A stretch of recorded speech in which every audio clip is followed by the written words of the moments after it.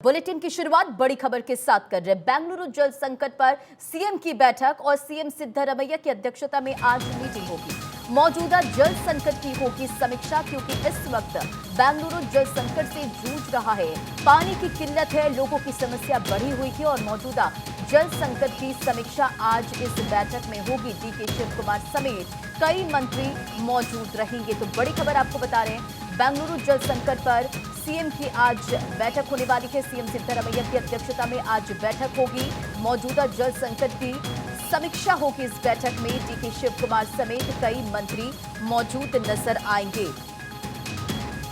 तो बेंगलुरु में इस वक्त जल संकट, लोगों की मुसीबतें बढ़ी हुई है, क्योंकि पानी की समस्या से लोग जूझ रहे हैं। पानी मुहैया नहीं होने की वजह से लोगों को काफी दिक्कतों का सामना करना पड़ रहा है। हालांकि सरकार की तरफ से कई निर्देश जारी किए गए हैं।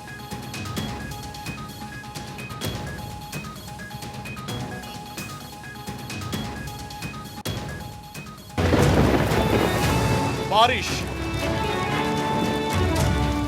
बर्फ, जल, ये है हमारा आज।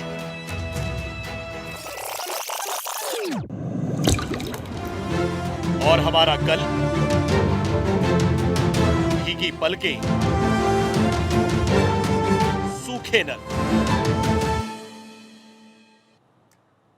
आज ये बैठक हो रही है, लेकिन बड़ा सवाल है जो कि गंभीरता सत्ता में आने के लिए सरकारें दिखाती है, वो ऐसे संकटों को दूर करने के लिए क्यों नहीं दिखाती? क्योंकि ये संकट ऐसे तो नहीं है कि एक दिन में आया है। ये लापरवाही आज की तो नहीं है। आखिर इस बार में चिंता क्यों नहीं की गई और समय रहते कदम क्यों नहीं उठाया गया? आज बेंगलुरु में जो हो रहा है उससे लोग काफी ज्यादा परेशान हैं, यानी कि पानी के संकट की वजह से लोगों की मुसीबतें बढ़ी हुई है। संकट इतनी गंभीर है, लेकिन अभी भी हम सुधरते नहीं दिख रहे हैं। हमारी यही लापरवाही या हमारी अकड़ हमें इस ओर धकेल रही है, लेकिन पैसे और ताकत के गुरूर में चीजें कहां दिखती है। और यही हो रहा है अभी बेंगलुरु में। एक ओर जल संकट है तो दूसरी ओर होली पार्टी की तैयारी चल रही है, और प्रशासन के लिए भी इसे रोक पाना बड़ी चुनौती है।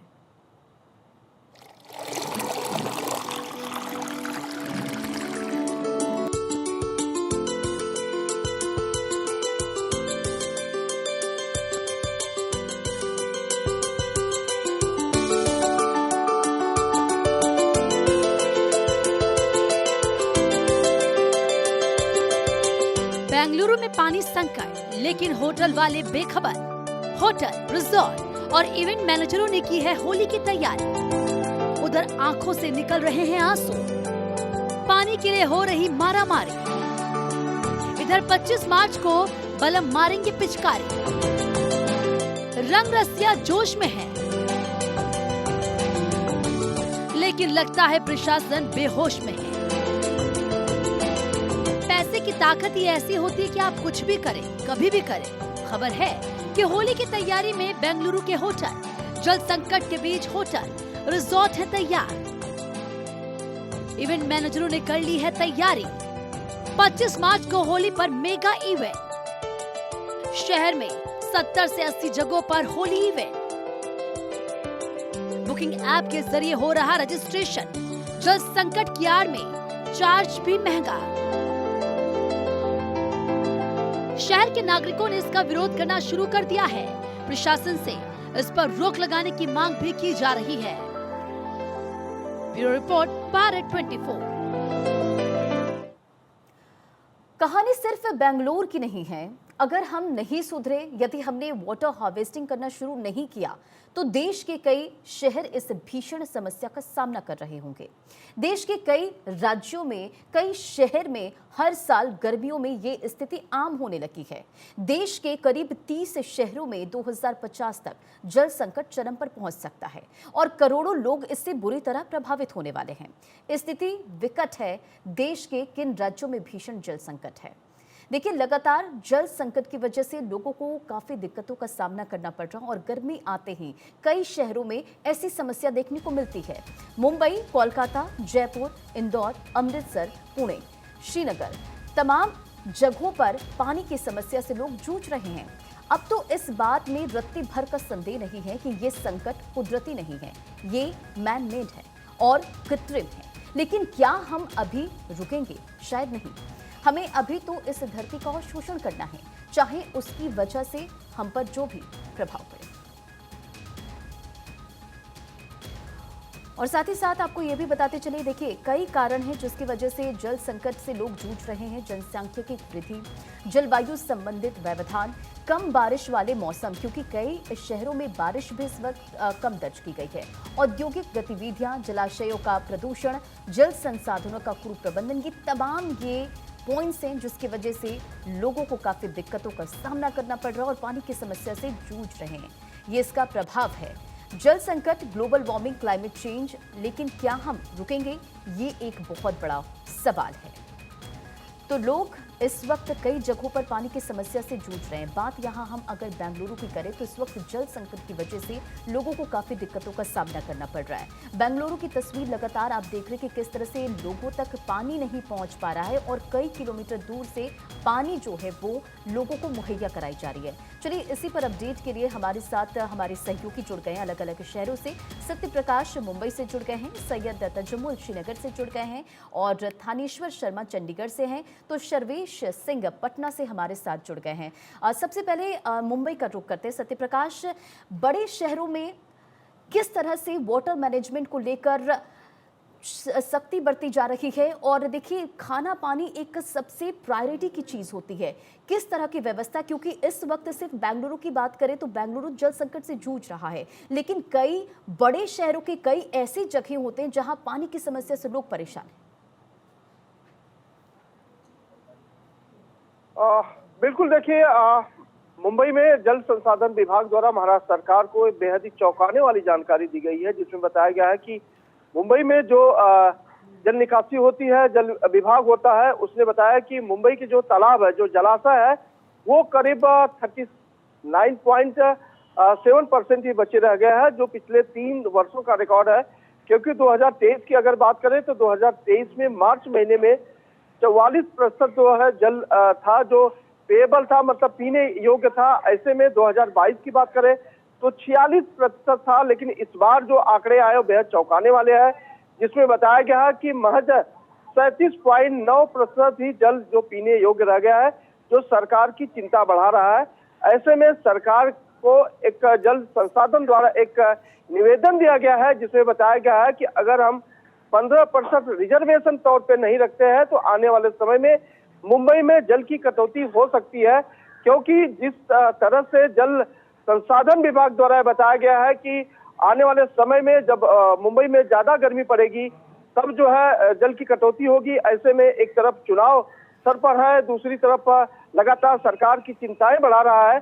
तीसरी तरफ अगर देखा जाए तो मुंबई में जो 37.9% जल रह गया है वो बेहद ही कम है, क्योंकि पूरे मुंबई को 1 महीने के लिए जल प्रतिशत की अगर बात की जाए तो 12 से 13% ही जल लोगों को जो है पुरवता है। ऐसे में देखा जा रहा है कि जो 37% है महज 3 महीने के लिए है।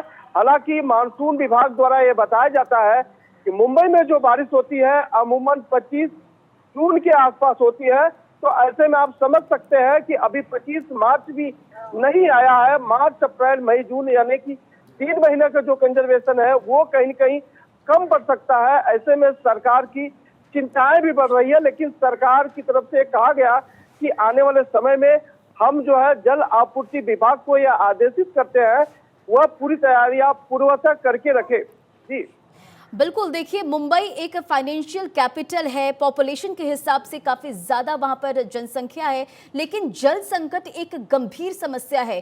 किस तरह से सरकार जल संकट को रोकने की कोशिश कर रही, क्योंकि देखिए तस्वीरें हम देखते हैं कि जल संकट की वजह से एक लंबी कतार लगती है। लोग घर से अपने बाल्टी को लेकर या फिर जिसमें वो जल को रख सके उससे लेकर पहुंचते हैं। तो किस तरह से अब सरकार लोगों के लिए सुविधा दे रही है?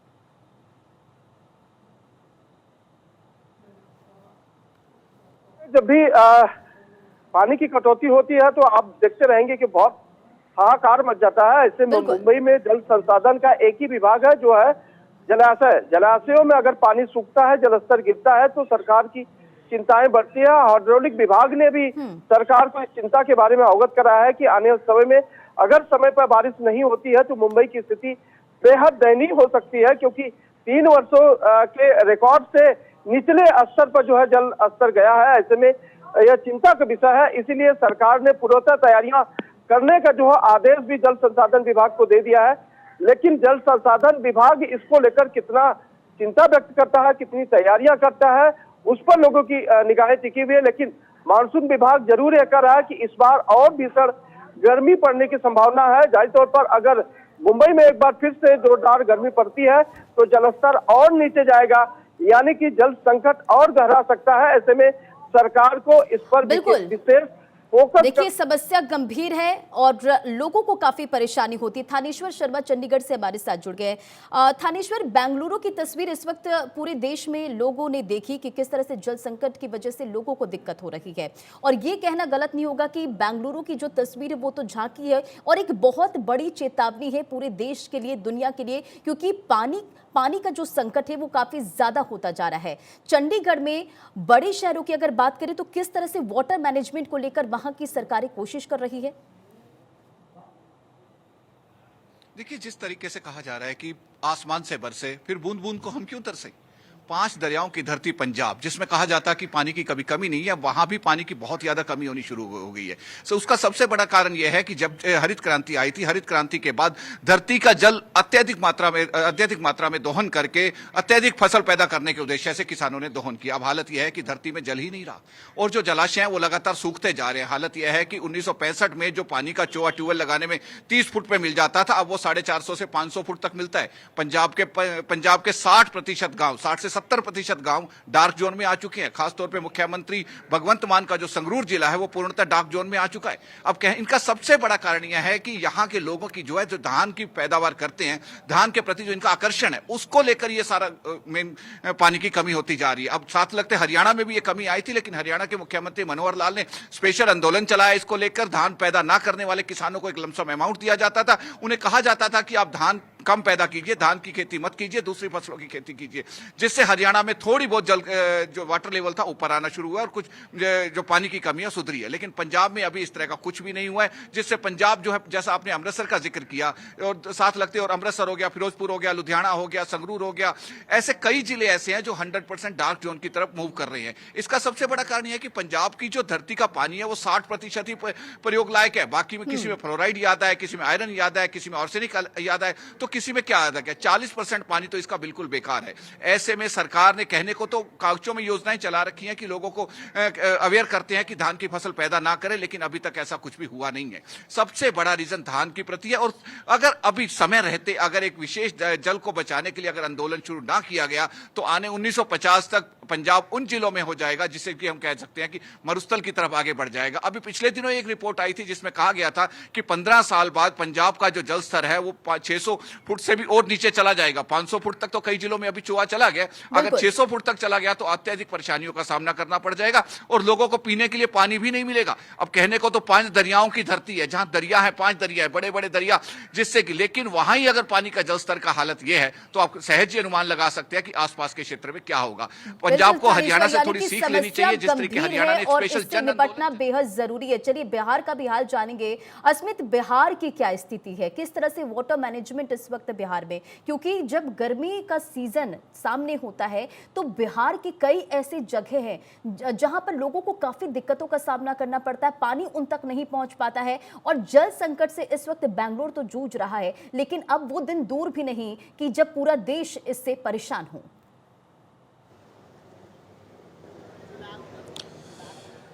बिल्कुल रंजना, देखिए बिहार में भी अगर अभी फिलहाल इस पूरे मामले को लेकर के देखा नहीं गया, सरकार की तरफ से कोई एक्शंस नहीं लिए गए तो फिर ये समस्या बढ़ सकता है, क्योंकि बिहार के कई जिले ऐसे हैं जो इससे सबसे ज्यादा प्रभावित दिखते हैं। हम इस साल की बात छोड़े, पिछले साल कई ऐसे जिले हैं, अररिया, किशनगंज, जमुई, नवादा, नालंदा, ऐसे जिलों में सबसे ज्यादा जलस्तर की समस्या होती है, वहां पेयजल की सबसे ज्यादा समस्या होती है। तो देखिए पिछले दफे जब नीतीश सरकार, जब एनडीए की सरकार बिहार में आई थी थी तो ये दावा किया गया था कि नीतीश कुमार की 7 निश्चय योजना में हर घर नल जल का योजना होगा, जिसमें लोगों तक ये समस्याओं को दूर करने के लिए, पेयजल की समस्या को निपटने के लिए एक योजना चलाई जाएगी। लेकिन वो योजना जो है बहुत ज़्यादा कारगर साबित नहीं हुई। बहुत ज़्यादा सरकारी दावे ये कहते हैं कि हर घर नल जल के माध्यम से लोगों के घर में सप्लाई तो किए गए पानी, लेकिन कहीं पे बोरिंग नहीं हुआ, कहीं पे बोरिंग हुआ तो पानी नहीं निकले, जिसके कारण लोग परेशान हुए। और इस साल भी अगर, क्योंकि देखिए अब भीषण गर्मी की शुरुआत हुई है,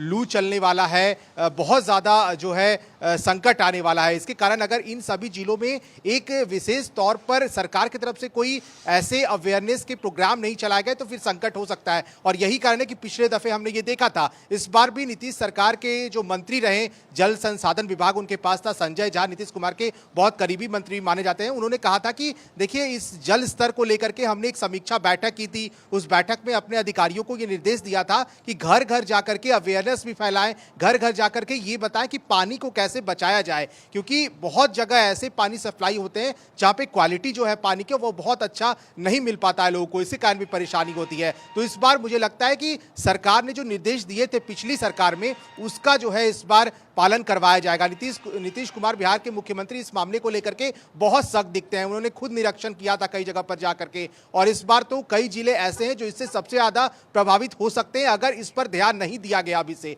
तो पूरी तरह से जो है इसको लेकर के आश्वासन दिया गया है सरकार की तरफ से कि जो जिले सबसे ज्यादा इससे प्रभावित होते हैं वहां पर पेयजल की व्यवस्था की जाएगी, मुकम्मल व्यवस्थाएं की जाएगी, जहां पर बिहार के लोगों को खास करके परेशानी नहीं होगी। और किसानों को भी इसके कारण, जलस्तर घटने के कारण परेशानी होती है, खेतों में जो लगाए जाते हैं फसलें वो नुकसान पहुंचता है उससे। तो सभी चीजों को लेकर के देखा जा रहा है और बहुत जल्द इस पे भी काम किया जाएगा। बिहार के मुख्यमंत्री खुद निकलेंगे, कई जगह निरीक्षण करेंगे और जहां समस्या है और इसको निपटने के लिए पूरी जो है ये की जाएगी, व्यवस्थाएं की जाएगी। ठीक है, सैयद तजम्मुल श्रीनगर से हमारे साथ जुड़े हुए हैं। देखिए श्रीनगर, तजम्मुल उन जगहों में से है जहां जल संकट गहराता जा रहा है, क्या स्थिति इस वक्त और किस तरह से वहां पर रेन वाटर हार्वेस्टिंग को लेकर काम किया जा रहा है और किस तरह से वाटर मैनेजमेंट वहां पर है?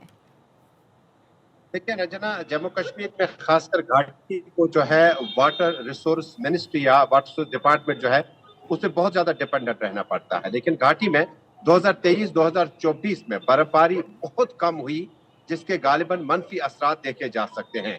हम इस वक्त जहलम किनारे मौजूद हैं, जहां पर पानी का जो लेवल है इस वक्त हाउस बोटों के नजदीक तकरीबन खिड़कियों तक होना चाहिए था। जो बदकिस्मती से इस वक्त वाटर लेवल जो है वो ग्राउंडेड है, वो बहुत डाउन है। और जीरो ब्रिज का ये जो फुट ब्रिज है, इसमें ये जो पानी का लेवल इस वक्त लगड़ी के उस हिस्से तक होने चाहिए था जिस पर निशान है कि पानी इस पर ताजा ताजा ठहरा हो। लेकिन पानी के निशान न होने का मतलब है कि पानी का लेवल 0 पे आ चुका है, जो कि बारिशें, बर्फबारी न होने की वजह से तापमान जो है उसमें गैर मामूली नवियत का इजाफा हुआ। घाटी में इस साल जो है तकरीबन 150 साल पुराना रिकॉर्ड टूट गया, जब जनवरी, दिसंबर और फेब के महीने में जो है बर्फबारी नहीं हुई, बारिशें नहीं हुई। यहाँ पर सैयद आपको रोकना चाहूंगी।